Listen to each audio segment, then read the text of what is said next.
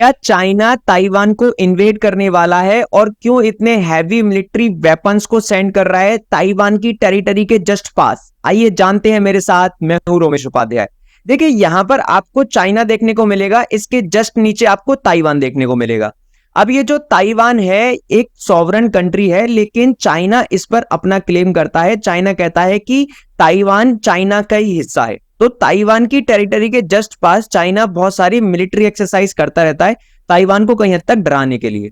लेकिन इस बार चाइना ने बहुत ज्यादा हैवी मिलिट्री इक्विपमेंट्स को सेंड कर दिया है ताइवान की टेरिटरी के जस्ट पास, और इसको इंटरनेशनल मीडिया भी बहुत कवर कर रहा है।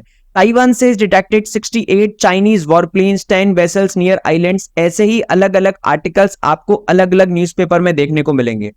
और इस बात की पुष्टि ताइवान की डिफेंस मिनिस्ट्री ने भी की है। उन्होंने बताया है कि हमने डिटेक्ट किया है पिछले 3 दिनों में 84 चाइनीज वॉरप्लेन्स को और 33 चाइनीज वॉरशिप्स को, जो कि हमारी टेरिटरी के आसपास देखने को मिले हैं। इसके साथ साथ जो चाइना की पीपल लिबरेशन आर्मी है वो कंडक्ट कर रही है one of the biggest joint sea and air drill in the western Pacific Ocean. अब देखिए, किसी भी देश की सीमाओं के पास ले जाकर आप इतने हैवी मिलिट्री इक्विपमेंट्स को रख देंगे तो कहीं हद तक उस देश की सुरक्षा पर भी सवाल खड़े होते हैं। और दूसरा बात ये भी डर रहता है कि कहीं चाइना अटैक ना कर दे ताइवान को। दूसरा, इस जो एक्सरसाइज में आपको बहुत ज्यादा खतरनाक प्लेन्स देखने को मिलेंगे, जैसे 35 पीपल लिबरेशन आर्मी के प्लेन्स में आपको J-10, J-16, Su-30 fighter jets, Y-9, Y-20 transport planes, KJ-500 airborne early warning aircraft और बहुत सारे ड्रोन्स। ये सभी बात बताई है ताइवान की डिफेंस मिनिस्ट्री ने एक स्टेटमेंट के दौरान। और देखिए, ताइवान की डिफेंस मिनिस्ट्री ने यह भी बताया है कि बहुत सारे वॉरप्लेन्स और वॉरशिप्स चाइना की डिटेक्ट की गई हैं एक अनस्पेसिफाइड लोकेशन में, जो कि वेस्टर्न पैसिफिक ओशियन के अंदर आता है। और यहां पर जो शेनडोंग एयरक्राफ्ट कैरियर है चाइना का, वो भी देखने को मिला है। और देखिए, डिफेंस मिनिस्ट्री ने यह भी बताया कि China international rules and regulations को ब्रेक डाउन करता रहता है। अब डिफेंस मिनिस्ट्री जो ताइवान की, वो कहते हैं कि इन्होंने 60 नॉटिकल माइल्स ताइवान से साउथर्न मोस्ट टिप पर, जो कि इनके 28 वॉर प्लेन्स देखने को मिले हैं जिन्होंने मीडियन लाइन को क्रॉस कर दिया है और एंटर कर चुके हैं साउथ वेस्ट में। और देखिए, ताइवान का ये डिफेंस आइडेंटिफिकेशन जोन है, उसने इस बात की पुष्टि की है कि यहां पर चाइना की वॉर प्लेन्स देखने को मिले हैं। और देखिए, ये आपको ताइवान का स्ट्रेट देखने को मिल रहा होगा, ये इस ताइवान आइलैंड को सेपरेट करता है मेनलैंड से। तो अब चाइना ने क्या किया है कि इसके अंदर भी चाइना एंटर कर चुका है, राइट। तो कहीं हद तक इंटरनेशनल रूल्स एंड रेगुलेशंस को ब्रेक डाउन कर रहा है। उसके साथ साथ एक बाशी चैनल है वेस्टर्न पैसिफिक ओशियन के अंदर, वहां पर भी जो चाइना की शेनडोंग एयरक्राफ्ट कैरियर है उसके साथ जॉइंट सी और एयर ट्रेनिंग एक्सरसाइज की जा रही है। और देखिए, चाइना ने ऑफिशियली तो कोई इस पर कमेंट नहीं किया है कि हम ऐसी कोई ड्रिल कर रहे हैं या हमने कोई कंडक्ट की है वेस्टर्न पैसिफिक ओशियन के अंदर। चाइना की पॉलिसी कुछ इस प्रकार की होती है कि चाइना कहीं हद तक बैक एंड से तो सामने वाली कंट्रीज को दबाने की कोशिश करता है, धमकाने की कोशिश करता है, लेकिन फ्रंट पर आकर कोई भी ऐसा स्टेटमेंट नहीं देता है जिससे कि कहीं हद तक जो वर्ल्ड में कंट्रीज हैं वो उसको प्रेशराइज कर सकें। और देखिए, अब यदि हम ये जानने की कोशिश करें कि क्यों ताइवान के पीछे पड़ा रहता है चाइना, तो 1940 में जो सिविल वॉर हुआ था उसमें चाइना और ताइवान डिवाइड हो चुके थे।